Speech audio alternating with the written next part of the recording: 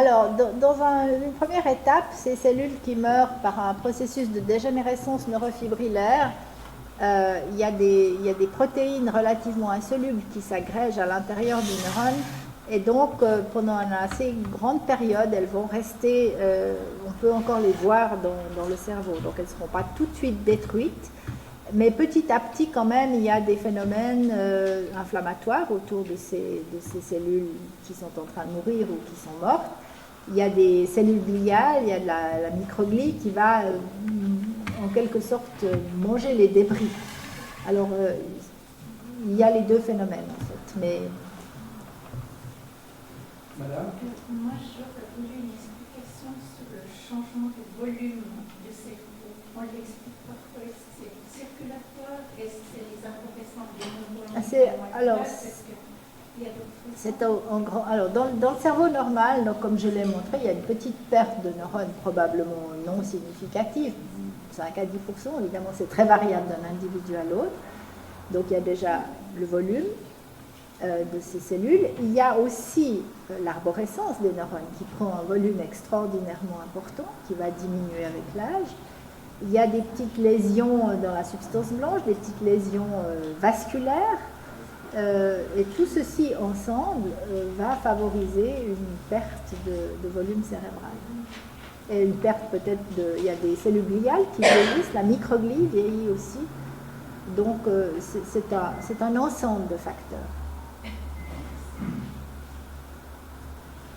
Madame et monsieur, et après on passera à l'exposé suivant, vous aurez évidemment le loisir de revenir, madame, je vous en prie. Peut-être un peu fort, parce qu'on a pas mal de circulation. Les personnes qui font des apnées du sommeil, donc il y a aussi un manque d'oxygène à niveau du cerveau. Oui. Qu'est-ce que ça peut faire à la longue? Alors écoutez, je ne crois pas qu'il y a d'études qui montrent que l'apnée du sommeil est un facteur de risque pour la maladie d'Alzheimer, mais c'est un facteur de risque pour la détérioration cognitive au sens large. Il est clair que lorsque ce trouble est corrigé, il semblerait que les personnes sont plus réveillées, plus vives et que ça semble aller mieux. Donc effectivement, l'oxygénation ici fait partie des facteurs de risque. Et monsieur?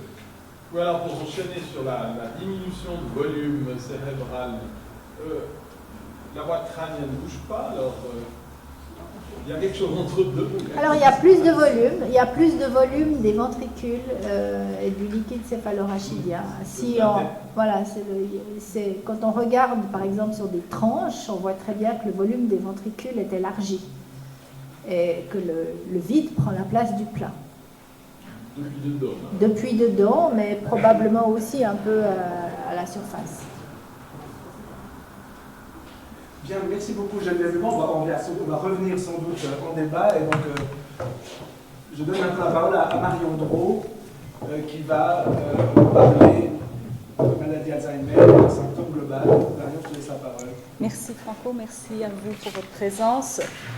Alors peut-être que ceux qui sont familiers avec les concepts de la sociologie, anthropologie ont pu remarquer dans mon titre, vous voyez d'où je m'inspire, donc c'est le fait social total qui a été formulé par Marcel Mauss il y a déjà pratiquement un siècle. Et ce que j'essaye de vous montrer dans l'exposé de ce soir, c'est à quel point la maladie d'Alzheimer peut être considérée comme un fait social total, dans le sens que ce qui va être observé sur la maladie, la façon dont elle est comprise, la façon dont elle est soignée, la façon dont tout ce qu'elle met en route autour de tout ce qui est mis en route autour de la maladie pour la comprendre et la traiter, eh bien ça peut être compris comme un fait social total. Donc voilà. Donc, pour préciser, donc vous avez affaire à une anthropologue qui pose un regard sur la maladie d'Alzheimer, puisqu'évidemment il y a deux niveaux de réalité, c'est ça l'enchaînement que je fais avec Geneviève. Donc vous avez une réalité qui serait celle dont Geneviève Lebas vient de vous parler, donc la réalité, le niveau de réalité de la pathologie du phénomène et ce qui s'observe au niveau des neurones, des cellules, des protéines. C'est une façon de l'aborder. L'autre façon, celle dont moi je veux vous parler, eh bien, c'est cette réalité socio-anthropologique qui fait que tous ces dysfonctionnements sont dans la personne atteinte, bien entendu, mais elle nous implique tous les uns et les autres en tant que membres d'une société où le phénomène prend de la place. Et alors, une des questions que je me pose, c'est déjà le premier constat, c'est qu'il y a un hiatus entre le fait qu'il y a une omniprésence de cette maladie. Si vous êtes là ce soir, c'est bien que vous comme moi d'ailleurs, nous sommes très préoccupés par cette perspective possible de vieillissement, par peut-être à titre personnel, bien souvent, nous avons de plus en plus autour de nous, nous connaissons des gens qui sont concernés au premier titre ou à des raisons, disons, adjacentes. Donc le phénomène en tant que pathologie prend un espace considérable dans notre espace social et parallèlement nous remarquons qu'il y a une faiblesse dans les possibilités thérapeutiques de le traiter, le phénomène et de le rendre quelque part, de le neutraliser. C'est-à-dire que nous n'avons pas ici affaire à une pathologie qui serait du genre de autre phénomène typique du vieillissement, les fractures du col du fémur. Nous n'avons pas une prothèse ici qui permet de remplacer quoi que ce soit, donc c'est quelque chose avec lequel nous vivons. Et je pense, ce que j'essaie de présenter ici, c'est que cette omniprésence dans l'imaginaire collectif est alimentée par l'absence de traitement curatif efficace. Et il fait aussi, ça crée un appel à développer des remèdes. Et donc il y a vraiment une synergie dans ces deux aspects, ces deux faces de la même pièce, qui instaure ce que j'appelle le paradoxe de la longévité, c'est-à-dire que nous sommes dans un contexte social où c'est très récent, nous atteignons des degrés de vieillissement, donc nous avons gagné en durée de vie. Mais eh bien, ce phénomène d'accroissement, d'allongement de la vie s'accompagne de risques de décrépitude.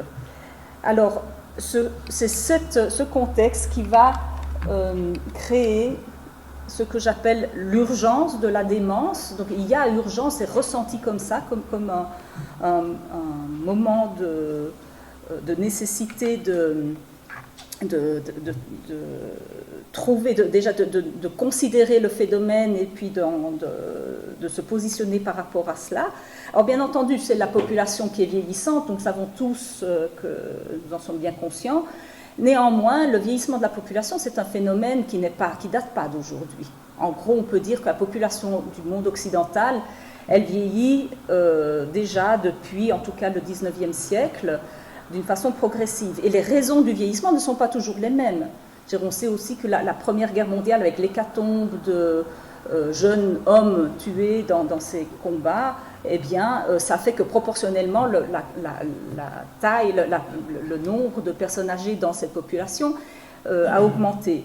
Ce qui a aussi beaucoup marqué le XXe siècle, c'est la baisse de la natalité. C'est aussi avec baisse de la natalité, donc moins de jeunes arrivent dans la population. Ça augmente proportionnellement le nombre de personnes âgées. Le phénomène qui est récent maintenant, est-ce que je pourrais même parler de seuil de perceptibilité, c'est-à-dire que maintenant nous percevons plus le fait qu'il y a des personnes, beaucoup de personnes âgées parmi nous, que nous sommes une population justement vieillissante, c'est le fait que nous avons justement gagné, il y a ce gain dans la durée de vie, et ceci est un phénomène relativement récent, on peut dire que nous avons une trentaine d'années, peut-être que nous incluons, nous socialisons avec des personnes qui atteignent les 90, 100 ans et qu'on voit que troisième âge n'est plus non plus ce qui désigne cette catégorie, il faut encore augmenter d'un cran et on parle de quatrième, cinquième âge. Donc le fait qu'on soit une population vieillissante, c'est une première porte d'entrée qui explique cette prégnance le souci de quelle façon nous vieillissons. Le deuxième, et c'est complètement interrelié, c'est que les phénomènes pathologiques associés à un vieillissement, donc comme Geneviève le disait, tout vieillissement n'est pas forcément corrélé avec maladie d'Alzheimer, bien entendu. Cela dit, néanmoins, le grand vieillissement est fortement corrélé avec l'apparition d'une maladie d'Alzheimer. Donc ceci fait que nous avons aussi ce que j'ai résumé sous forme de clinicien de la démence, mais ça englobe beaucoup de spécialistes, d'experts de toutes sortes. Donc vraiment, je résume très rapidement, puisque ça indique des personnes qui développent à titre professionnel des pratiques, des savoirs, une expertise pour soigner, accompagner, c'est bien souvent plus de l'accompagnement d'ailleurs que du soin, puisque ce n'est pas une maladie curable, le phénomène en tant que phénomène social et pathologique. Donc, ça crée beaucoup de professions dans bien des domaines. Et puis, ce qui me semble aussi contribuer d'une façon alors marquante à ce sentiment d'urgence face à la démence, c'est des politiques de santé restrictives. C'est le propre, ici en Suisse, on en entend tout le temps parler, n'est-ce pas, les coûts de la santé. Associé à la population vieillissante, ça augmente cette pression sur le collectif que nous sommes par rapport à les moyens pour aborder la maladie. Mais c'est aussi, ça se retrouve dans la plupart des pays occidentaux. Donc, parallèlement à une médecine extrêmement sophistiquée, technologisée, performante, eh bien, il y a aussi la question de comment limiter les coûts, qu'est-ce que nous payons et qu'est-ce que nous refusons de payer. Et ça pose un problème majeur par rapport à la maladie d'Alzheimer, dans le sens que, justement, comme ce n'est pas une maladie curative, les traitements médicamenteux, pharmaceutiques s'arrêtent assez rapidement dans le processus de dégénérescence, eh bien, se pose une question plutôt d'accompagnement, de stimulation, d'entourage, de soutien, de pallier aux actes de la vie quotidienne. Est-ce que ça, c'est de l'ordre du soin? Est-ce que c'est à qui ils incombent, qui les finance? Donc, tout ceci va sous le chapeau des politiques de santé qui sont restrictives et qui contribuent à créer un sentiment d'urgence. Et c'est dans ce contexte-là que cette maladie devient une maladie de santé publique, inscrite au registre de la santé publique. Alors il faut savoir que dans notre système aussi, la santé publique, la santé publique donc, comme institution chargée du bien-être de la santé des citoyens, s'empare d'un sujet, d'un objet, eh bien, elle a 3 tâches qui vont qui vont être déclenchées par rapport à cet objet. C'est la promotion de la santé. Qu'est-ce qu'il faut faire pour être en bonne santé? Et aussi, inévitablement, ça va être prévention des maladies, c'est-à-dire qu'est-ce qu'il ne faut pas faire pour ne pas être en mauvaise santé. Donc, il y a du normatif qui est très fortement développé dès lors qu'une maladie est une préoccupation de la santé publique. Et 3e volet, c'est qu'il y aura socialisation des coûts. Donc la maladie et le malade ne sont pas des sujets individuels où c'est leur affaire en particulière à eux, et à eux de voir comment ils vont faire, mais il y a bien juste une socialisation des coûts dans le sens que c'est le collectif qui doit déterminer par différents biais les moyens qui seront mis, qu'ils concèdent pour la prise en charge. Donc c'est dans ce sens-là que on remarque que pour la santé publique, eh bien, la maladie d'Alzheimer est une menace. Alors, pour regarder de plus près ce processus, nous pouvons le considérer sous forme de cercle, non pas concentrique, mais lymphaire centrifuge, c'est-à-dire que au centre, bien entendu, vous aurez l'individu, bien entendu, celui qui est malade, mais aussi celui, et c'est ça qui est tellement troublant par rapport à cette maladie, c'est suis-je malade? C'est ce doute. Et ce que nous avons vu tout le long avec la présentation de Geneviève Lebas, c'est que c'est très très difficile de trancher, de montrer le moment de basculement. On ne sait pas quand il est. Et donc on doute, à partir d'un certain moment, on doute, suis-je malade, suis-je pas malade, suis-je en passe de devenir malade? Donc il y a un individu qui se pose ces questions, ou bien qui est déjà dans un stade très fortement installé de la maladie, et où il n'y a pas de doute, mais alors du coup, il y a forcément un cercle proche de lui, mais où ce n'est déjà plus lui. La maladie ne le concerne pas à titre individuel, mais concerne ses proches, ce sont les proches des malades, qui sont, pour certaines personnes disent, ce sont les secondes victimes de cette maladie, dans le sens qu'ils sont fortement mis à contribution. Ce sont des personnes de ressources, ce sont les premières personnes qui vont pallier aux déficiences et aux dysfonctionnements du malade. C'est aussi, on a remarqué, les personnes qui peuvent même apporter des méthodes de résilience, c'est-à-dire que selon la façon dont le proche est capable de soutenir le malade, il peut avoir un effet de recul ou de temporisation de l'aggravation de la maladie. Donc nous avons ce second cercle qui est extrêmement important, on prend des dimensions qu'il est important de chiffrer d'ailleurs, parce que c'est, de nouveau, si on regarde en rapport avec les coûts de la santé, là c'est un pan entier qui n'est justement pas comptabilisé, or on sait combien ça pèse au quotidien sur ces personnes. Ensuite, nous avons ce que je vous disais tout à l'heure avec les cliniciens de la démence, eh bien tout un champ professionnel assez gigantesque de personnes qui vont suppléer ou remplacer par moments les proches aidants, justement. Donc c'est vraiment c'est des professions qui sont à mi-chemin entre le médical et l'accompagnement social sous différentes formes. Et puis, j'ai mis ça aussi dans le même cercle parce que ça va de pair, c'est une professionnalisation aussi, c'est un autre type de professionnalisation, c'est toutes les différentes professions ou des domaines de recherche scientifique, ça va aller dans la pharmacologie, dans la médecine gériatrique. Nous avions le professeur Bulla la fois précédente qui venait nous parler justement de cette médecine gériatrique qui a commencé à prendre un poids. Enfin, elle a apparu comme discipline médicale il n'y a pas si longtemps finalement. Donc tout ça est bien dans la même mouvance et ce n'est pas par hasard que ces choses-là se mettent en place là maintenant, c'est-à-dire dans les 30 à 40 dernières années uniquement, donc un phénomène relativement récent. Et puis dans mon cercle élargi, j'ai inscrit justement tout ce qui est de l'ordre vraiment méta dans les politiques de santé, ce que le collectif au niveau politique concède comme moyen ou trouve urgent de faire.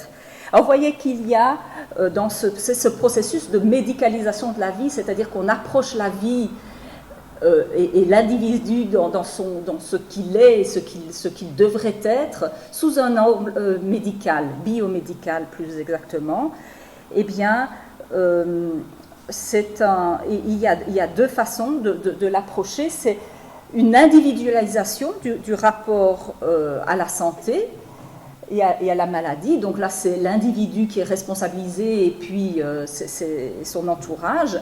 Mais il y a aussi, et ces deux mouvements se développent simultanément, il y a des mécanismes régulateurs qui sont totalisants, qui englobent l'ensemble du collectif.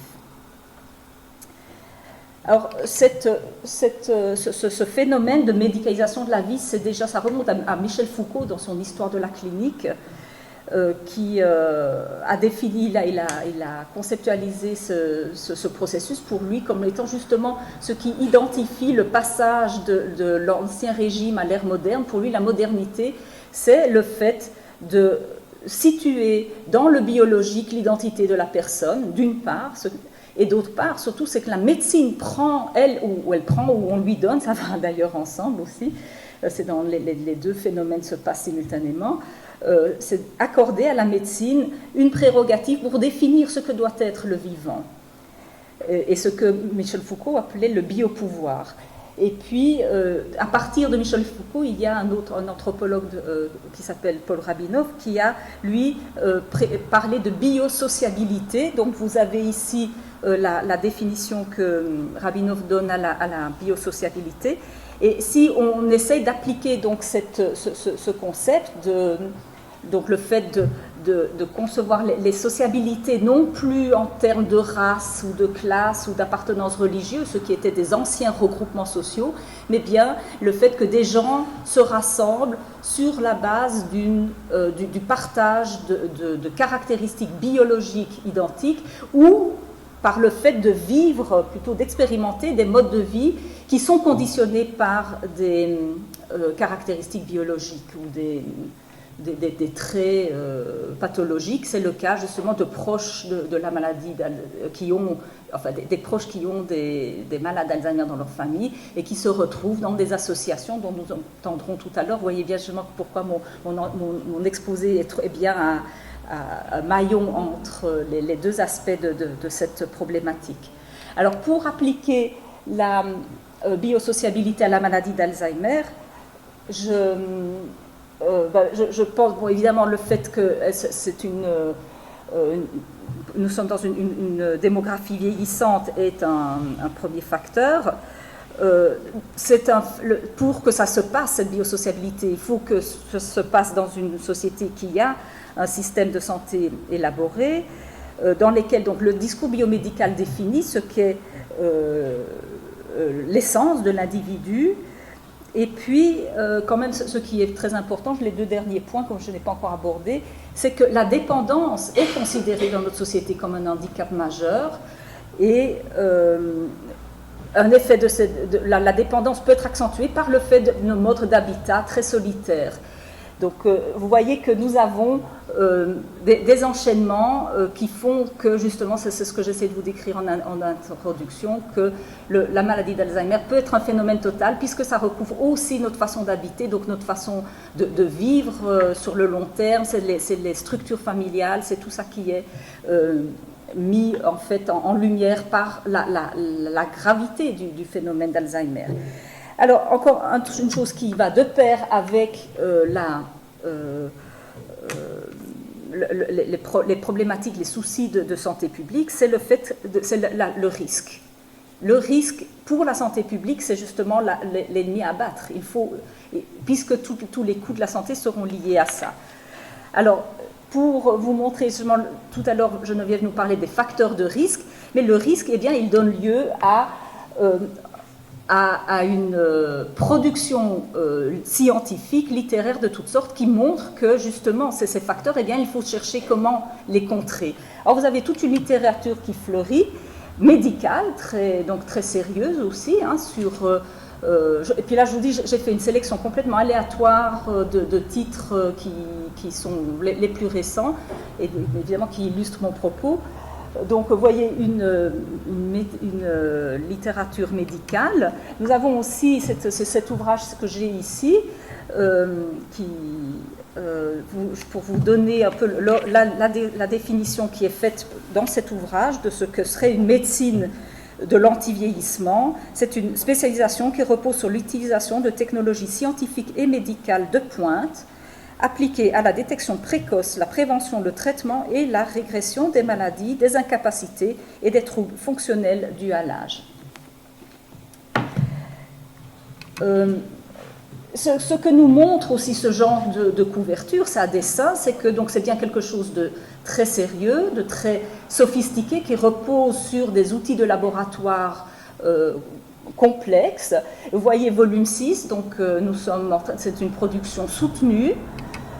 Ce qui est aussi marquant, c'est que cette notion de temporalité, vous voyez avec le sablier, hein, ça veut bien dire qu'il doit y avoir un moyen, on est vraiment dans un fantasme de longévité, d'essayer de renverser le sablier. Et ce que dit très clairement cet ouvrage, hein, Stopping the Clock, donc on est bien dans l'idée d'essayer d'arrêter. Donc je reconnais un glissement d'ouvrages qui sont les premiers étaient très médicalement,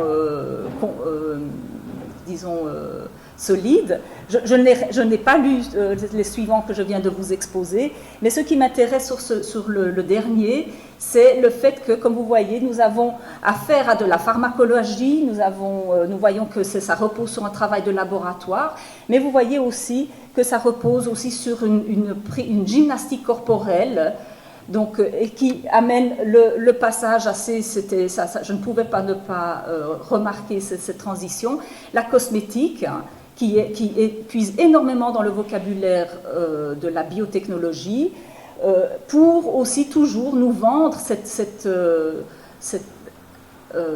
attraction pour essayer de stopper le vieillissement sous tous ses aspects. Et alors voilà, pourquoi pas, en 10 minutes, il suffit de 10 minutes pour parvenir à stopper ou au moins renverser un tout petit peu le courant à certains moments. Donc il y a là un surinvestissement du corps pour imaginer pouvoir vieillir correctement sans glisser dans la maladie. Et il y a un encouragement, il y a véritablement un discours hygiéniste qui se dégage de toute cette production, que je définirais comme une ascèse de vie. L'ascèse dans le sens d'un ensemble d'activités qui sont normées, qui sont codifiées, qu'on mène d'une façon régulière, intentionnelle, raisonnée, pour poursuivre un but bien précis.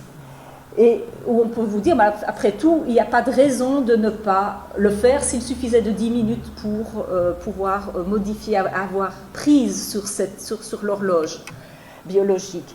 Et alors, une autre chose, bon, évidemment, ça passe aussi, donc on retrouve les mêmes facteurs de risque qui nous ont été énumérés tout à l'heure par Geneviève, mais ce qui est assez frappant ici, vous voyez que nous sommes dans un monde qui a mis pas mal de côté la spiritualité, et elle revient, la Bible, mais à ce niveau-là, pour nous dire il faut vraiment avoir un code de conduite alimentaire pour éviter les glissements.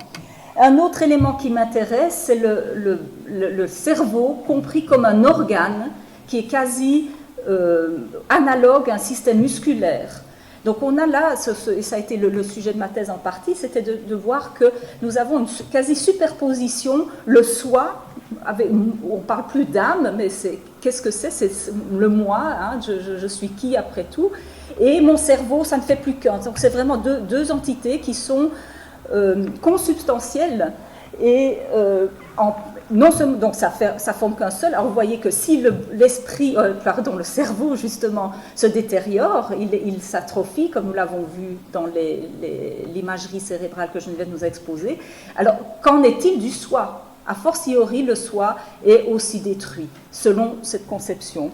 Et là aussi, on nous engage à faire de la gymnastique pour essayer de stopper ces mécanismes. Et puis enfin, c'est juste encore un clin d'œil, c'est montrer cet élargissement possible de notre cercle social, parce que moi et l'animal domestique, finalement, c'est une extension de mon cercle. Donc ça, c'était juste pour vous montrer ce panorama anthropologique de la maladie dans lequel nous baignons. Alors, bon, je ne vais pas m'attarder vu que je dois laisser la parole. Juste, je pense que c'est cette dichotomie entre et cette difficulté à trouver une bonne limite entre, enfin, il n'y a pas de limite entre ce qui serait un vieillissement exempt de maladie et un vieillissement qui serait pathologique. C'est que nous en avons besoin les uns et les autres de le conceptualiser, et c'est pour ça qu'il y a d'énormes travaux qui sont faits de toutes parts pour parvenir d'une façon scientifique à départager malades, de potentiels malades et de non malades. Alors, de potentiels malades, vous avez là ce qui est en jargon indiqué comme MCI, donc des personnes qui ont des déficiences cognitives légères. Sachez que néanmoins, dans une consultation de la mémoire, en tout cas celle où j'ai fait mes observations, c'est 40% des personnes qui passent pour un diagnostic de mémoire qui reçoivent ce diagnostic-là.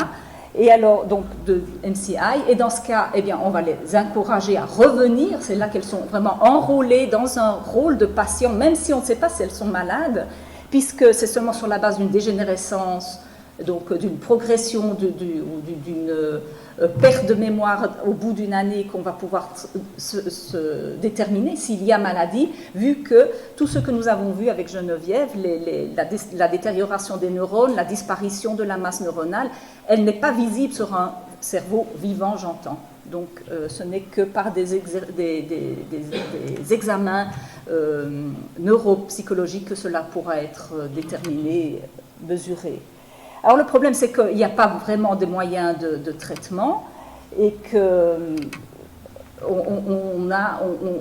ça va entretenir ces personnes dans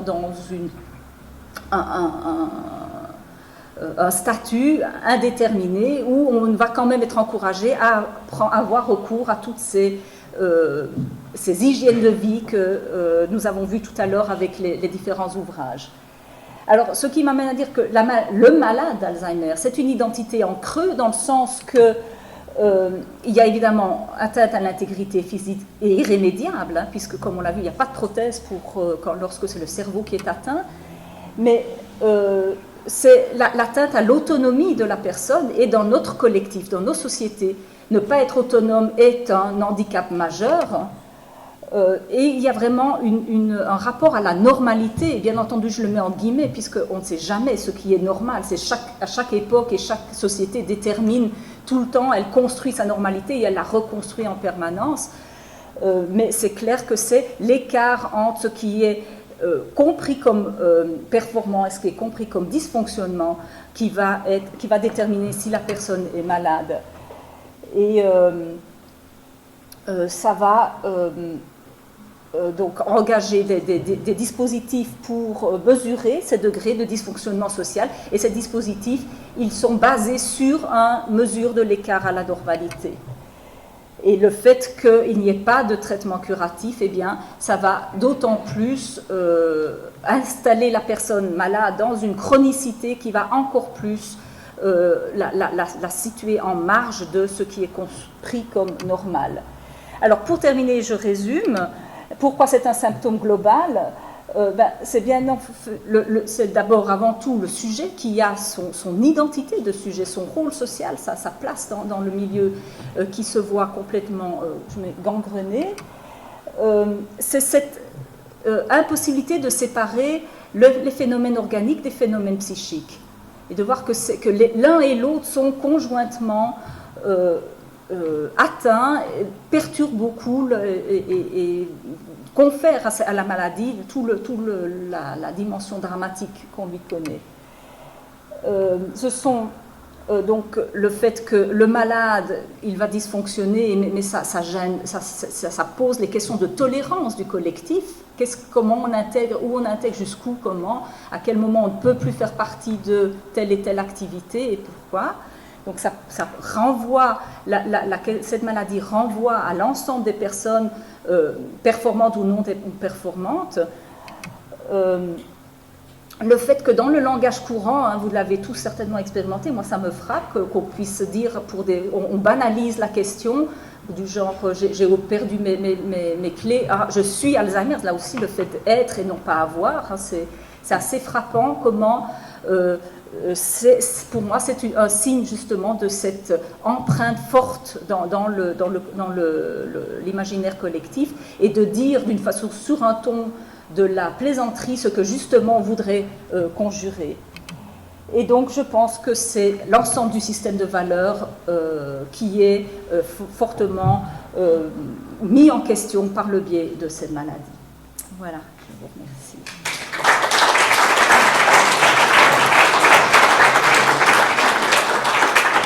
Merci Marion Gros. Donc, on prend également une question de compréhension directe. La parole à Madame Martin. Je ne sais pas s'il y en a.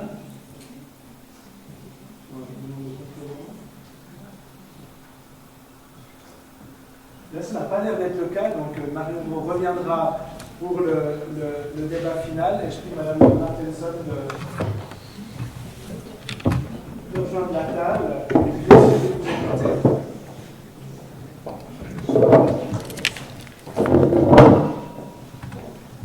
Est-ce que si je parle comme ça, vous m'entendez au fond? Ou vous trouvez que je dois utiliser le micro? Oui? Parce que j'aime pas tellement parler assis parce que je vous vois pas. C'est pas drôle du tout. Bonjour, moi je suis très contente d'être là. Puis nous avons eu l'occasion aussi d'apporter nos remarques par rapport à cette exposition. Et je vais vous parler de défis que représentent Alzheimer et les autres formes de démence en Suisse, parce qu'il y a une centaine de formes de démence, dont Alzheimer est la plus connue. C'est bien pour ça que nous nous appelons aussi Association Alzheimer. Eh bien, commençons par des chiffres. Là, vous avez les chiffres des personnes qui sont actuellement atteintes de démence en Suisse. Il y a plus de 100 000 personnes probablement que nous devons revoir ces chiffres parce que j'ai des nouveaux résultats de recherche internationale. Il y a plus de 100 000 personnes atteintes de démence. Si vous comptez qu'autour de chaque personne, il y a au moins 3 proches qui sont directement concernés, ce qui est... C'est mon estimation, mais si vous trouvez que c'est trop, j'ai jamais trouvé quelqu'un qui me disait « tu exagères ». Donc vous avez 300 000 proches qui tous les jours ont des soucis par rapport à la maladie de quelqu'un dans la famille. Et dans les soins et l'accompagnement et dans les métiers médicaux, etc., dont il était question tout à l'heure, vous avez à peu près autant de personnes encore, 300 000. Si je fais le total, ça fait 700 000. 700 000 personnes en Suisse, adultes, avec droit de vote. Voilà. On peut peut-être changer des choses. Il y a à peu près 25 000 nouveaux cas par année, mais qui ne sont pas diagnostiqués. Pas tous, et de loin pas. Dans le canton de Vaud, vous avez les chiffres. C'est pas concentré à Zurich ou ailleurs, c'est partout. Et là, vous avez les chiffres pour le canton de Vaud. Vous trouvez les mêmes relations. Si vous voulez avoir ces chiffres directement, vous avez devant la porte, nous avons déposé notre documentation qui est notamment ces feuillets avec les chiffres pour le canton. Et vous voyez que quand on fait des études pour savoir, mais où sont les gens? Est-ce qu'ils sont en IMS? Où est-ce qu'ils sont? Eh bien, nous, ils sont à la maison. Parce qu'avoir un début de démence ou d'Alzheimer, ça ne nécessite aucunement d'entrer en IMS. Donc, 60% et plus probablement vivent à la maison, où ils sont seuls en partie. Comment est-ce qu'on vit quand on commence à perdre pied dans la vie seul, à la maison? Pourtant, vous avez beaucoup de gens qui vivent à la maison, seuls, avec le début de la maladie. Et puis là, vous avez la répartition des taux de dépendance. Parce que ce qui est pénible pour l'entourage, c'est pas que je me souvienne ou pas de ce que j'ai mangé. Ça, c'est relativement égal. C'est même pas tellement important de savoir si ma mère me reconnaît ou pas. Par contre, les troubles de comportement, là, ça devient très difficile. Quand la personne ne dort plus, inverse le rythme jour-nuit, quand vous avez de l'agressivité, quand vous avez de l'apathie, si la personne vous suit derrière, un pas derrière, toute la journée, aux toilettes, partout. Alors là, vous craquez. Et c'est là que souvent, dans la famille, on dit « stop, ça ne va plus ». Les besoins, ça se passe pendant de nombreuses années. La maladie d'Alzheimer dure en moyenne 9 à 10 ans. On ne s'assied pas en sortant de chez le médecin si on a un diagnostic précoce en disant « ça y est, maintenant je suis mourant ». Ben non, on va vivre avec la maladie pendant 9 à 10 ans en moyenne. Il y en a qui vivent 30 ans, il y a d'autres qui vivent 4 ans, 2 ans, 1 an. Mais en moyenne, la moyenne est 10 ans. Et ça évolue évidemment énormément. Les besoins changent, les besoins de la personne atteinte et les besoins de l'entourage. Au début, il faut bien sûr avoir un diagnostic. Mais vous verrez tout à l'heure que seulement un tiers des personnes atteintes de démence en Suisse ont un diagnostic. Et si vous avez des diagnostics, il faut aussi dire, ben oui, mais après, il faudra aussi qu'il y ait un suivi, qu'on ait droit à des thérapies et des traitements adéquats. Et surtout aussi qu'on ait des informations sur ce qui se passe. Rien de pire que de ne pas savoir. Et c'est ça que disent les malades. Le pire, c'était avant de savoir. Parce que quand vous avez des gens qui disent « ouais, mais ils ne se rendent pas compte, n'est-ce pas, les malades ?» Vous croyez que vous ne vous rendez pas compte quand on perd pied dans sa propre vie, qu'on ne trouve plus les mots, qu'on ne trouve plus le chemin de retour, qu'on ne sait plus très bien comment fonctionne la machine à café, quand on n'arrive plus à faire ses paiements. Vous croyez qu'on ne se rend pas compte? Bien sûr qu'on se rend compte. Et ça fait peur. Alors on n'en parle pas. Mais de là à dire que les gens ne se rendent pas compte, c'est tout faux. Et les besoins vont augmenter et vont changer avec le temps. Vous allez avoir besoin, la famille a besoin de soutien ponctuel. après de plus en plus, pour tenir le coup aussi. Un proche qui accompagne un malade à la maison, c'est un travail 7 jours sur 7, 24 heures sur 24, 365 jours par année. Ce ne sont pas de vacances, ce ne sont pas de week-end. Ils ne rentrent pas à 5 heures le soir en disant ben maintenant au moins je vais dormir. Et bien voilà la réalité. Il y a seulement donc une personne sur 3 qui a un diagnostic. Les autres sont malades, ont les symptômes et tout ce qui est les conséquences de la maladie, mais ne savent pas à quoi c'est dû. Se doutent peut-être, mais ils ne savent pas. On n'a pas dit et surtout on n'a pas mis en place le réseau qu'il faut autour. Et quant aux médicaments, il y a des médicaments qui freinent, qui ne guérissent pas, mais qui peuvent freiner l'évolution. Et je vous jure que gagner 6 mois de qualité de vie, pouvoir aller soi-même aux toilettes 6 mois plus longtemps, ça c'est de la qualité. Et c'est ça, de freiner l'évolution.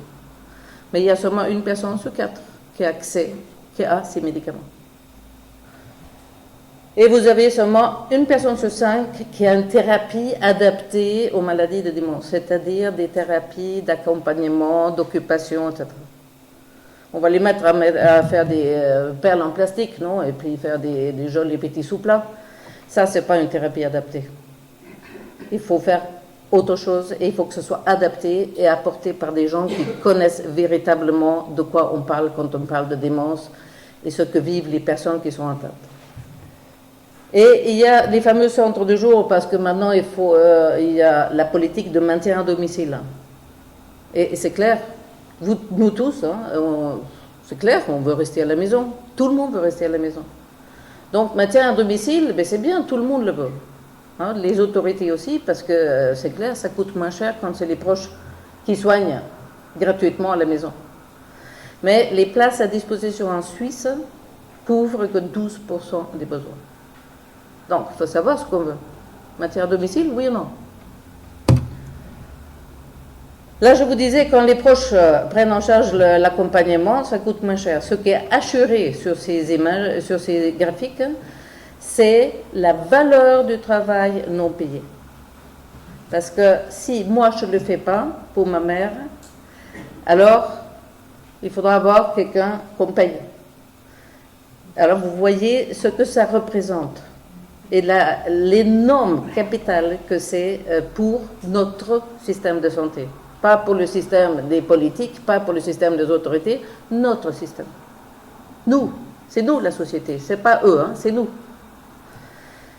Donc il y a de la marge. On peut peut-être voir comment soutenir ces proches qui sont prêts à faire le travail. La plupart des proches sont admirables et ils se donnent à mort. C'est le cas de le dire, parce qu'ils meurent plus vite que les gens qui n'ont pas accompagné un malade. On parlait de prévalence, c'est-à-dire quel est le pourcentage par classe d'âge qui est atteinte d'une certaine maladie. Et là, vous avez la courbe qui montre le plus grand risque d'avoir une démence, c'est l'âge, le grand âge. Et vous voyez que quand on atteint 85-90 ans, c'est une personne sur 3, sur 4. Ça va même probablement y avoir d'autres chiffres de prévalence, parce qu'il y a eu une très, très grande étude internationale, et les chiffres pour les toutes grands âges, surtout pour les femmes, sont encore plus âgés, plus importants que ce que vous voyez là. Eh bien voilà, qu'est-ce que ça va donner? Nous, on est là, puis on va vieillir, et on fait tout pour vieillir, comme disait Madame Drault tout à l'heure. On fait tout. Donc on va vieillir. Et selon les prévisions qu'on peut faire, selon les scénarios qui sont calculés par l'Office des statistiques, parce que c'est clair que l'évolution de la population a une importance capitale, mais nous qui, d'ici 20 ans, allons avoir l'âge où vraiment les risques de démence commencent à se faire, nous sommes déjà ici, n'est-ce pas? Nous sommes déjà nés. Et d'ici 2050, vous voyez que selon le scénario qu'on prend, le nombre de malades, de personnes atteintes de démence va être 2 à 3 fois plus élevé qu'aujourd'hui. Et ça, c'est nous. Ce n'est pas les autres, c'est nous. C'est à moins qu'on trouve un traitement miracle, mais ce n'est pas dans le pipeline, hélas. Et qu'est-ce qui se passe? Il y a nous qui allons devenir vieux et puis qui allons devenir peut-être démentes. Ça va concerner beaucoup d'entre nous. Autour de nous, il y aura de moins en moins de jeunes et de populations actives. Donc, il va y avoir un problème. Qui c'est qui va faire le travail? Qui c'est qui va pouvoir faire fonctionner le système? Les femmes qui, jusqu'à présent, ont très souvent arrêté de travailler, diminué leur activité pour s'occuper de quelqu'un de malade dans la famille, eh bien, la tendance baisse fortement, parce que les femmes font des études et ont envie aussi de faire leur propre vie professionnelle. Nous avons moins d'enfants. C'est clair que dans une famille comme la mienne, on était 5 enfants quand ma mère est tombée malade.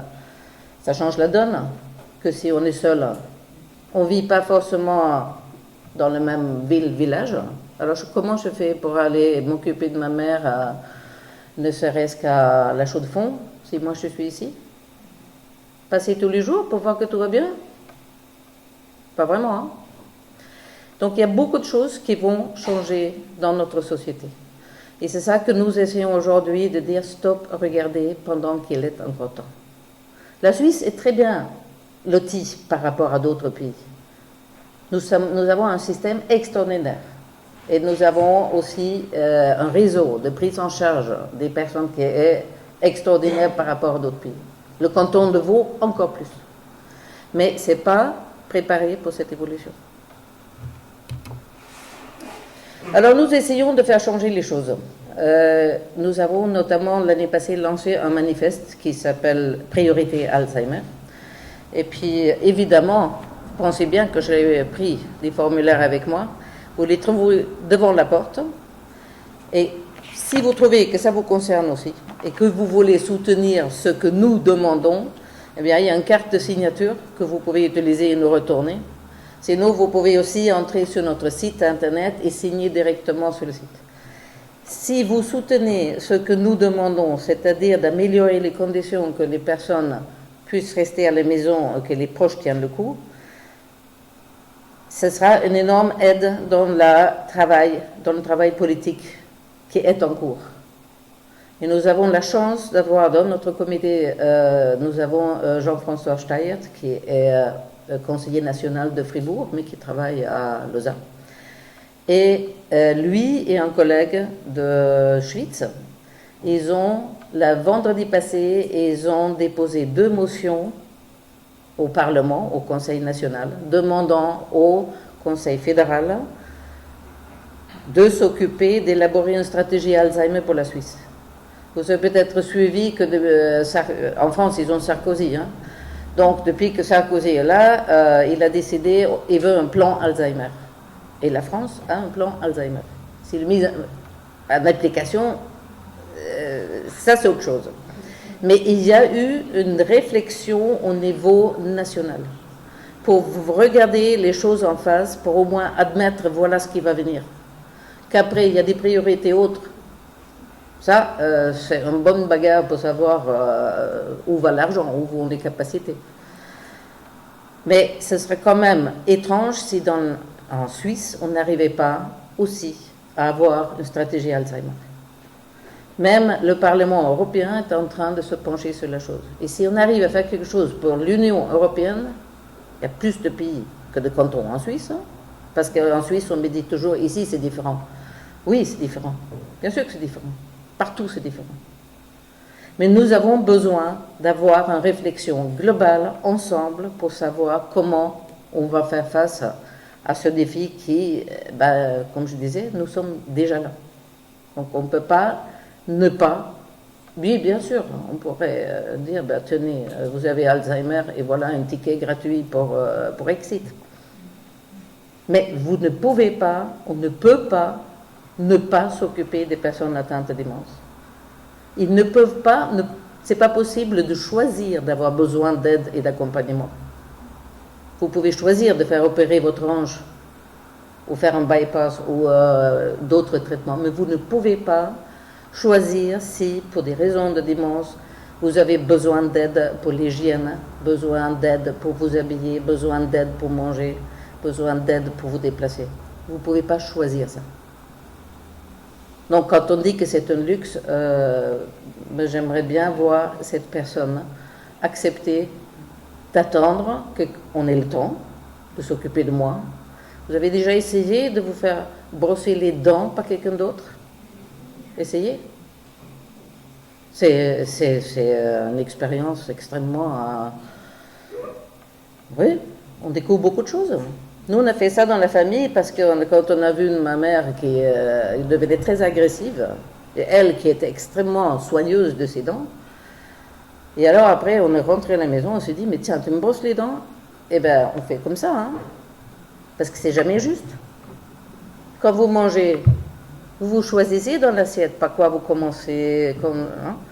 Quand on vous donne à manger, eh ben, on vous enfourre la fourchette, la cuillère, etc. Peut-être que vous avez mal à une dent, tang, la fourchette qui tape.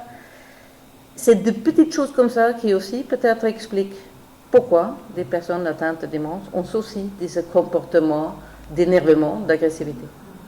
Et c'est ça que nous demandons, que aussi le personnel qui s'occupe de ces personnes soit beaucoup mieux informé et formé pour comprendre ce qui se passe pour des personnes atteintes de démence. Il y a tellement de choses que nous ne savons pas. Les proches savent souvent beaucoup, beaucoup plus. Mais il faudra aussi qu'on associe les proches beaucoup plus, qu'on les prenne comme partenaires. C'est possible, ça existe, mais il faut le vouloir. Il faudra qu'ensemble, on ait envie de vouloir. Voilà, ces deux messieurs qui sont là avec notre ex-présidente, parce que depuis vendredi, nous avons un monsieur, le président, qui s'appelle monsieur Goutte. Ça promet. Et là, vous voyez que nous avons donc déjà remis les 15 000 premières signatures de notre manifeste. On les a apportées à Berne, au département de Couchepin, où ils ont été réceptionnés. Je ne sais pas s'ils vont tous les lire, mais la bataille continue, parce que maintenant nous voulons soutenir les motions qui ont été donc déposées par les deux conseillers. Et ce débat au Parlement va arriver cet automne, à la session d'automne. Et là, en vue de cette session d'automne, c'est là que votre section vaudoise va avoir besoin de votre soutien sous forme de signature pour montrer aussi, quand ils contactent les conseillers nationaux du canton, pour leur dire, quand ce débat vient au Parlement, sache que nous, ici, dans le canton, ça nous concerne.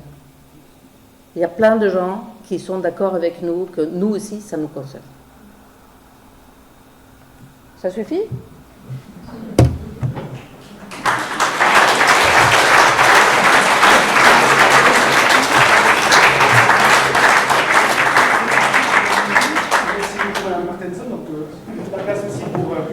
Spécifique à Mme Martenson, et après j'inviterai Geneviève Lebas et Marion Dro à rejoindre la table.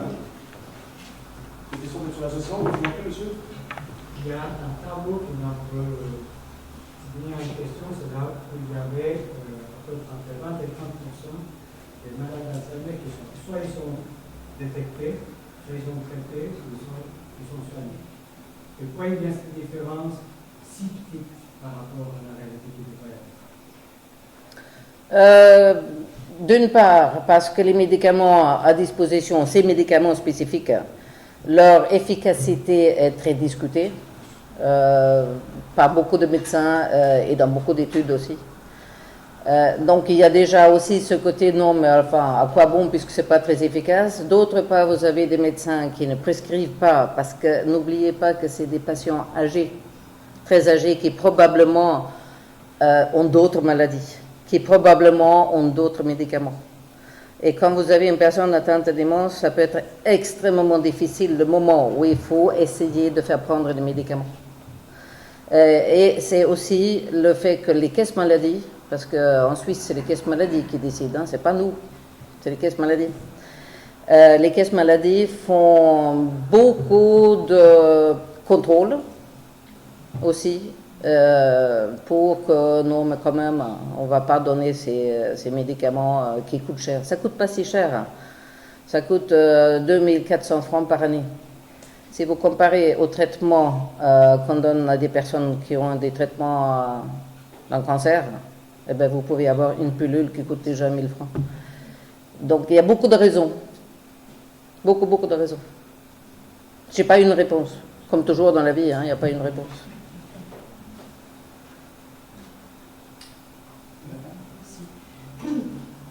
Sur le tableau que vous avez présenté, comparant la prévalence homme-femme en fonction des classes d'âge de l'apparition d'Alzheimer, ai-je bien vu que dans les classes d'âge relativement jeunes, ce sont les messieurs qui sont le plus atteints par l'Alzheimer, et on se dévance, et que avec le vieillissement, le pourcentage de messieurs diminue. Bon, ça on peut imaginer que c'est lié à l'espérance de vie, qui est plus courte chez les messieurs que chez les femmes.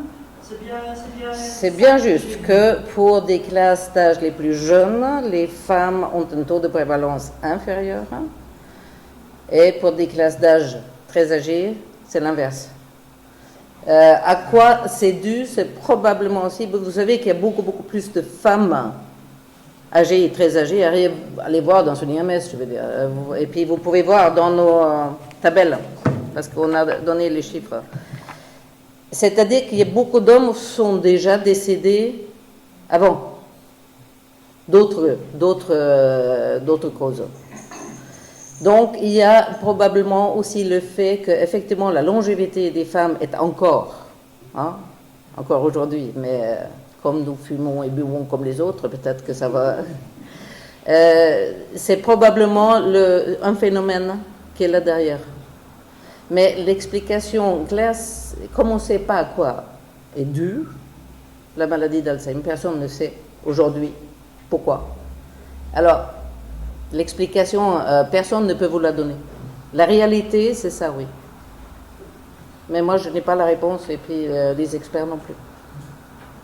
Donc, il n'y a pas, là c'est une question que j'adresse, disons, aux personnes venant de la médecine, d'un type ou d'un autre.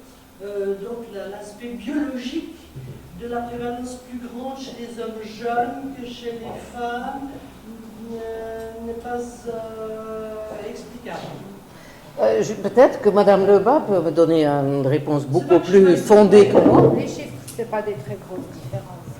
Je ne crois pas qu'il faut trop mettre l'accent sur ça. Par contre, le fait que chez les femmes très âgées, il y a une prévalence plus grande. Il y a une étude récente qui s'appelle The 90 Plus Study, donc qui étudie spécifiquement les nonagénaires, qui montre que vraiment la différence est assez importante pour les femmes. Et effectivement, il y a un certain nombre de facteurs qui pourraient entrer en ligne de compte, peut-être les facteurs hormonaux, c'est-à-dire la perte des oestrogènes avec l'âge, qui sont des facteurs de croissance pour les neurones, mais la question est assez controversée, mais il y a un ensemble de facteurs biologiques dont certains sont un peu connus, d'autres pas du tout. Mais c'est vrai que les hommes... C'est ça qui m'interpellait, les hommes s'intéressent ce pourcentage un peu plus élevé, certes, un tantinet plus élevé chez les messieurs que chez les femmes, dans les catégories d'âge jeunes. C'est ça qui m'interpellait. Peut-être quelques facteurs vasculaires qui seraient plus prédominants chez les hommes plus jeunes, qui pourraient influencer, mais je ne crois pas qu'on ait une explication claire. Madame? Je ne sais pas si vous avez bien écouté la question, mais en tout cas, l'utilité aujourd'hui des médicaments qui peuvent répondre à un type de prévention. Je ne sais pas si ça existe sur le marché. Des médicaments qui seraient... après, je vais juste vous donner les informations que moi j'ai dans le cadre de l'association Alzheimer et ce que j'entends dans nos cercles. Il n'y a pas tout ce qui a été testé avec différents, parce qu'il y a toujours des études qui sont lancées. Tiens, maintenant, des remplacements hormonaux semblent diminuer le risque. Une année après, c'était l'inverse. Le remplacement hormonal pour les femmes augmentait le risque. Mais ce que est sûr, c'est que tout ce que vous pouvez faire pour vivre sainement, pour éviter toutes les autres maladies, surtout ce qui est vasculaire, ça on sait très bien ce qu'il faut. Hein. Il faut manger sainement, bouger, etc.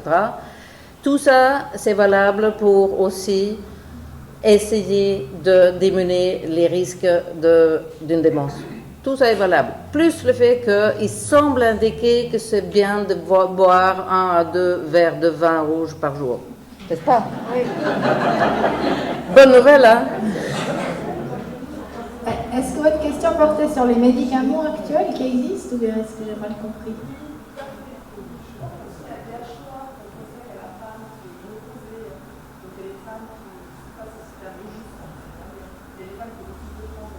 Bon, ben ça va dans la même ligne que Mme Martenson a cité. Effectivement, pendant un certain temps, on a pensé que la substitution hormonale dans la DHEA pourrait faire partie un peu de façon annexe, était favorable, mais il semblerait que d'après les études qui ont été plus récentes, ça aurait plutôt un effet péjorant. Mais bon, il faut dire que ces études qui sont négatives ont été faites aux États-Unis chez des femmes d'un certain âge, relativement en surpoids, et avec des doses d'hormones plus grandes que celles qu'on donne en Europe, qui ne sont pas des patchs transdermiques comme on donne ici. Donc c'est assez controversé.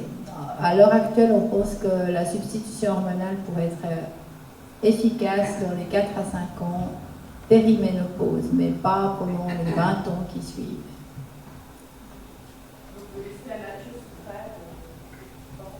Ben non, parce que après on peut prendre justement toutes sortes d'antioxydants, faire de l'exercice. C'est quand même le lifestyle qui pourrait jouer un rôle. À part ça, il y a des thérapies qui sont à l'étude. Et moi, je ne serais pas si pessimiste que Mme Martenson. Il y a quand même 2-3 choses dans le pipeline qui pourraient se révéler intéressantes. Et, par exemple, toutes ces tentatives de vaccination contre la protéine qui est dans la plaque amyloïde, qui n'ont pas été couronnées de succès, mais si elles l'avaient été, rien n'empêchait d'imaginer que ce soit une thérapie du futur pour vacciner tous les gens à partir de 40 ans, par exemple. Donc un jour, peut-être, on aura quelque chose quand même. Et ces courbes qui montrent ce qui va se passer dans les années 2050, ça fait quand même encore 40 ans. Hein, donc on peut peut-être imaginer que quelque chose se passera. Enfin, je ne sais pas ce que vous en pensez. Mais c'est sûr que c'est ce que nous espérons tous. C'est ça absolument magnifique. Mais comme il n'y a pas que la maladie d'Alzheimer qui cause une pathologie de démence, je pense qu'il y a énormément de pistes qu'on n'a pas encore explorées, mais qu'il faut chercher beaucoup plus. Mais vous savez que dans la recherche concernant la démence, que si vous comparez les sommes investies par rapport à ce qu'on investit, par exemple, pour les maladies vasculaires ou pour le stroke ou pour le cancer, c'est ça par rapport à ça. C'est sous-doté, complètement sous-doté au niveau de la recherche. Donc, il y a beaucoup de choses à changer. C'est pour ça que nous voulons aussi une stratégie Alzheimer pour la Suisse. Mais aussi pour qu'on fasse de la recherche, comment augmenter la qualité de vie des personnes atteintes. Parce que ces personnes, 600 000 personnes, ils sont déjà là. Et d'ici 10 ans, ce sera 130 000. Et il faudra voir aussi qu'on essaye d'améliorer la qualité de vie pour les personnes qui ont fait cette société, qui vivent dans cette société et qui ont besoin d'aide et de soutien. Donc nous nous battons énormément pour ça, hein, pour les gens qui sont déjà là et puis qui ont besoin d'aide et de soutien. Parce que les fonds que nous récoltons, c'est pas avec ça que nous on fait de la recherche fondamentale. Par contre, nous pouvons soutenir des projets qui tendent à améliorer la qualité de vie. Monsieur et après madame. Donc les médicaments avec des composés d'aluminium favoriseraient la maladie. Oui, ça a été dit, mais il n'y a pas non plus d'évidence extrêmement claire. Il faudrait déjà des doses assez importantes. Oui, c'est vrai que les métaux lourds, d'une manière générale, peuvent interagir avec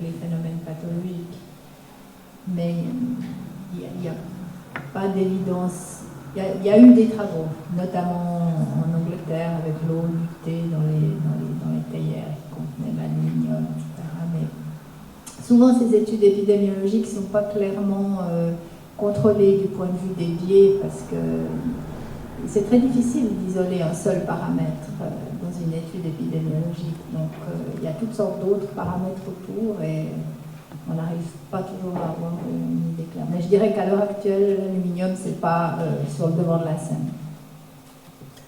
Madame ?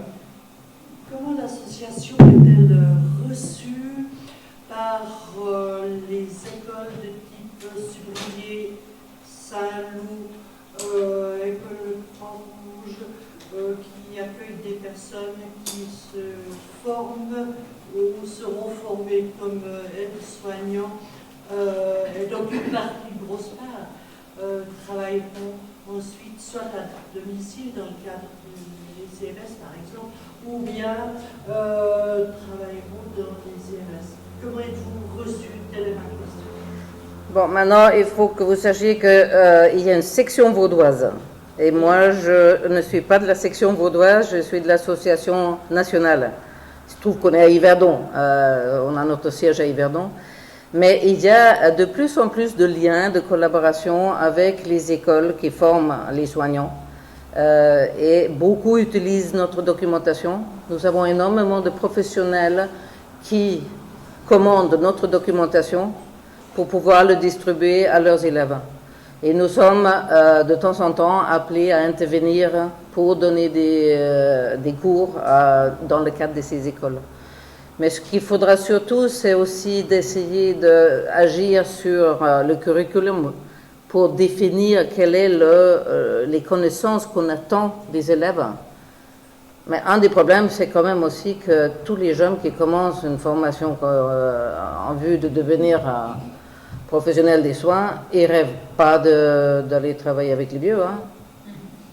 Ah non, je suis bien obligé d'aller en EMS faire un stage, mais après, ah bah non, moi je veux...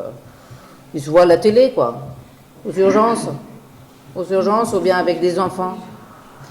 Donc c'est difficile de aussi enseigner des élèves qui ne sont pas très attirés, même si on leur dit, mais à l'hôpital aussi, ma chérie, tu vas être confrontée à des vieux. Allez en médecine, la moyenne d'âge, elle est autour de 80 ans aussi, en médecine interne à l'hôpital. Mais c'est pas facile. Mais oui, il y a des contacts, il y a de plus en plus. Et puis rien qu'aujourd'hui, j'ai été invitée à participer avec des organisations fêtières, les soins à domicile, les EMS, etc., pour réfléchir sur justement quel contenu dans les futurs diplômes. Et puis là aussi venir dire, voilà ce que d'après nous il faut.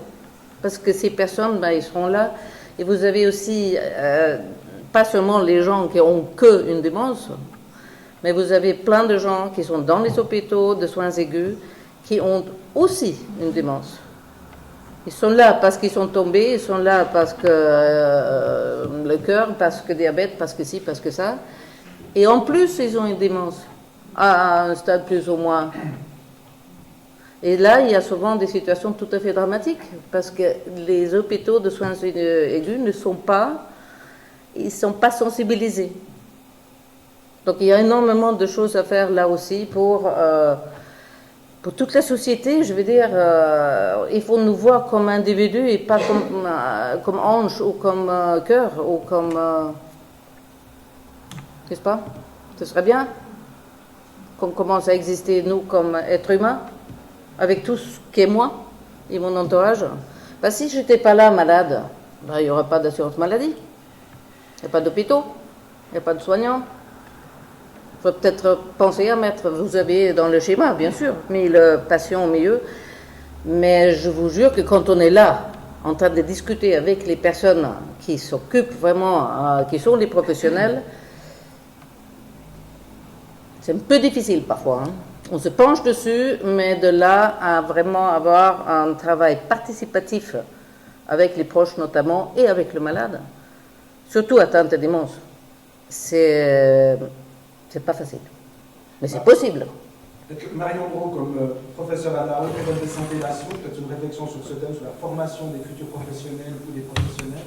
Effectivement, je peux abonder dans le sens de ce qui vient de vous être dit, c'est-à-dire que, évidemment, du point de vue des écoles, c'est sûr que c'est une préoccupation, ça fait partie du cursus de formation élémentaire, de la formation de base comme de la formation post-grade.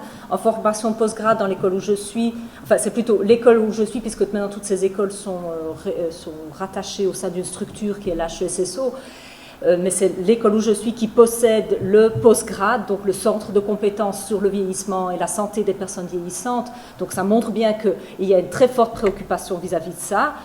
C'est bien évident pour toute personne qui forme un futur professionnel infirmier ou infirmière que à un moment ou l'autre de sa carrière professionnelle, cette personne devra s'occuper de personnes âgées, ne serait-ce que parce que proportionnellement, comme Madame vient de le dire, je veux dire, les personnes âgées sont très présentes forcément dans le milieu social, et elles sont plus sujettes à différentes pathologies, dont la démence, mais pas uniquement celle-là, donc par la force des choses. Maintenant, je confirme aussi que nous avons un gros problème avec les jeunes adultes qui viennent se former à la formation infirmière, pour avoir de leur part une vision positive du travail auprès des personnes âgées, dans le sens que ça peut être d'intérêt professionnel, et que non seulement c'est un intérêt professionnel, mais c'est aussi une tâche professionnelle qui demande différentes compétences, mais des compétences de très haut niveau, et que ce n'est pas simplement ne rien faire que d'accompagner une personne âgée. Si vous voulez, il y a ce gros problème de la non-discrimination, de le partage peu clair entre ce qui serait un soin dans le sens technique, qui s'apprend comme une technologie mise en acte, et ce qui est de l'ordre de l'accompagnement, donc du savoir-faire, du savoir-être, être à côté de l'autre, comme si cette partie-là, non technique, était moins valorisée. C'est un problème que nous avons dans notre société, de valoriser l'aspect plutôt technologique et de moins valoriser l'aspect social. Or, et ça c'est une chose dont je me rends compte alors en faisant mes observations dans des EMS, c'est que ce sont effectivement un tissu professionnel qui est 24 heures sur 24 auprès des personnes qui résident dans ce genre d'établissement et qui sont mobilisés, mais qui doivent plutôt mettre en œuvre une batterie de ressources qui sont extrêmement compliquées à mobiliser spontanément au bon moment et avec les bons mots, avec les bonnes paroles, avec les bons gestes. Donc c'est bien un travail qui nécessite beaucoup de ressources professionnelles. Ça ne s'improvise pas. Et d'ailleurs, les professionnels eux-mêmes nous demandent bien souvent, ils sont eux-mêmes des personnes en activité depuis un bon nombre d'années et qui demandent à poursuivre des formations. Et c'est aussi un problème, c'est dans quelle mesure ces établissements où vous comme moi, nous risquons d'arriver, il ne faudrait pas le voir de cette façon-là, mais nous avons des probabilités de finir nos jours là-dedans, quels sont les moyens qui sont donnés pour permettre une formation continue à ces professionnels. C'est un réel problème. Moi, je pense que je peux abonder juste très brièvement dire que je suis assez d'accord avec Marion et ici avec Madame, mais il faudrait on pourrait même intéresser un peu plus les soignants à la recherche. Il y en a beaucoup qui seraient probablement intéressés et qui pourraient faire partie d'un groupe qui par là même aurait des informations plus pointues et qui peut-être trouveraient aussi plus de motivation à leur travail. Madame, peut-être un peu fort parce qu'on apporte pas mal de bruit avec la route. Par rapport aux démences, est-ce que c'est spécifique à l'homme? On connaît les démences chez les animaux. Et la question suivante, c'était est-ce qu'en recherche, on dispose de modèles algorithmiques qui permettent de mieux étudier la maladie? Alors, les rongeurs ne font pas de maladie d'Alzheimer. Bon, certaines espèces de singes ont des troubles cognitifs avec le vieillissement, mais il ne s'agit pas à proprement parler d'une démence de type Alzheimer avec toutes les caractéristiques cliniques qui sont bien connues. Par contre, l'homme est tout à fait capable de rendre un certain nombre d'animaux, en principe des rongeurs, donc des animaux qu'on appelle transgéniques, en leur mettant un petit morceau de patrimoine génétique humain muté. Mais là aussi, si vous voulez, ces animaux sont de portée limitée pour les études parce qu'ils n'ont souvent qu'un trait caractéristique ils font pas toute la panoplie des traits démentiels qu'on peut trouver chez l'humain. Et pour pouvoir avoir une souris qui fait tout ce qu'on trouve dans le cerveau humain, il faut lui mettre 3 mutations différentes, ce qu'on ne trouve jamais chez l'homme. Donc je dirais que oui, la maladie d'Alzheimer, c'est une caractéristique plus ou moins tristement humaine. C'est un peu, certains disent que c'est le prix à payer pour l'évolution.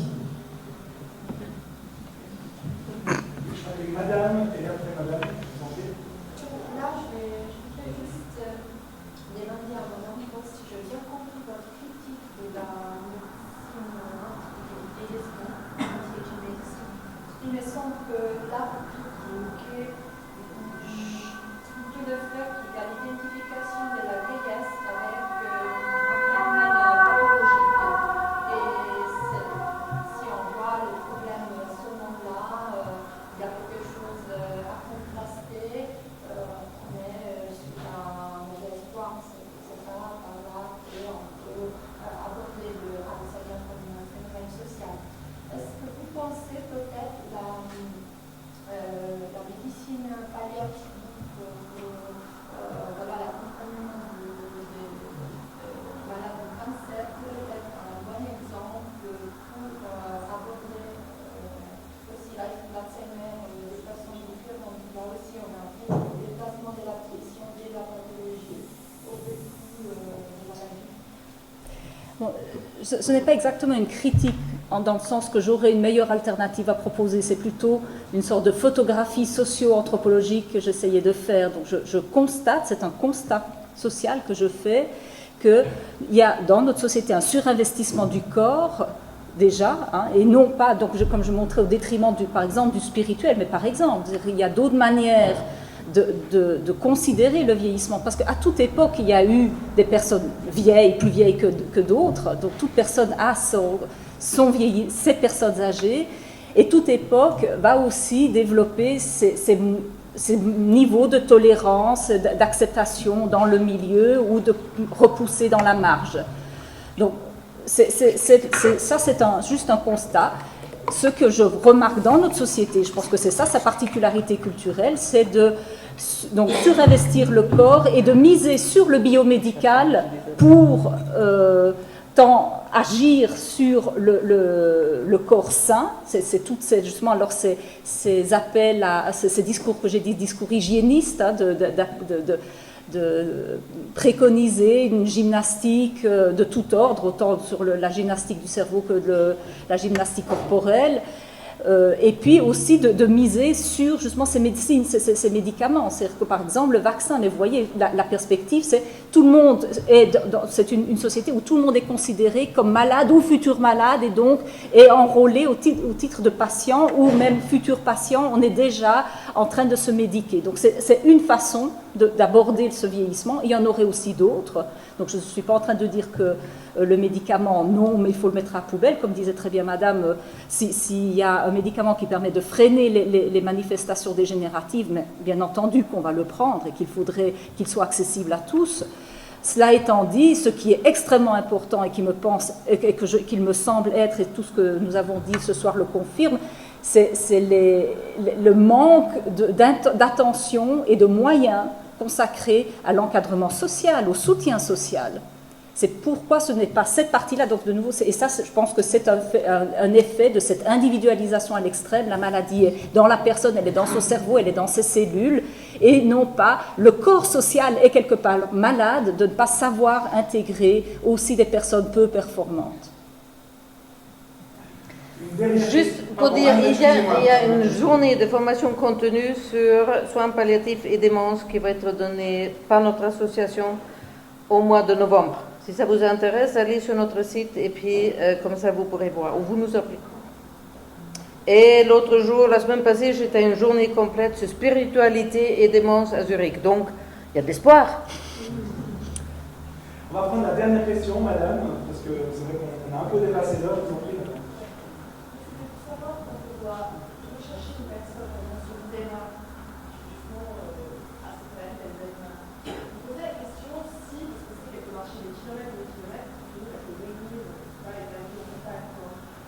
Si c'est besoin de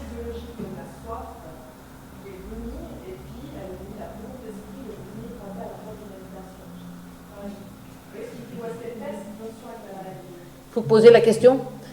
Je pense qu'il y a autant de personnes atteintes de démence qui, par hasard, se perdent ou qui font de l'errance, comme on dit. La raison pourquoi c'est extrêmement difficile, parce que ça peut être je suis pas bien ici, je ne veux pas rester ici, donc je pars.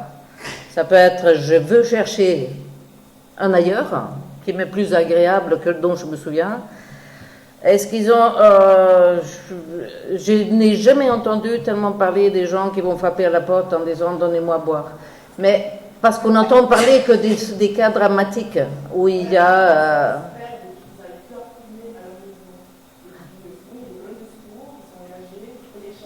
Oui.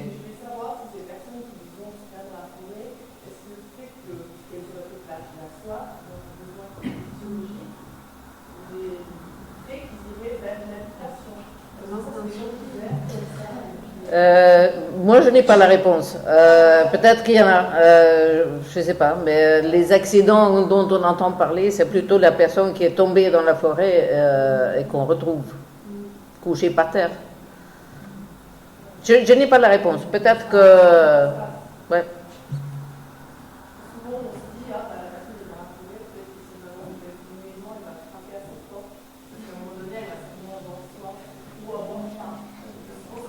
Mais encore faut-il qu'elle fasse le lien entre le fait d'avoir soif oui. et puis le fait que de frapper à une porte, on va lui donner quelque chose à boire. Ce qui n'est pas forcément le cas suivant le stade de la maladie. Bien, mesdames et messieurs, on a dépassé un peu l'heure, je crois que ça valait la peine. Merci encore à nos 3 oratrices de ce soir.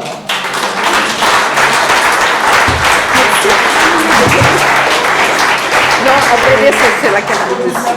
Le cycle de conférence et de rencontre du mardi se termine ce soir. L'exposition reste. Je crois que c'est une belle expo. Parlez-en autour de vous. Et surtout, n'oubliez pas de revenir la voir. À bientôt.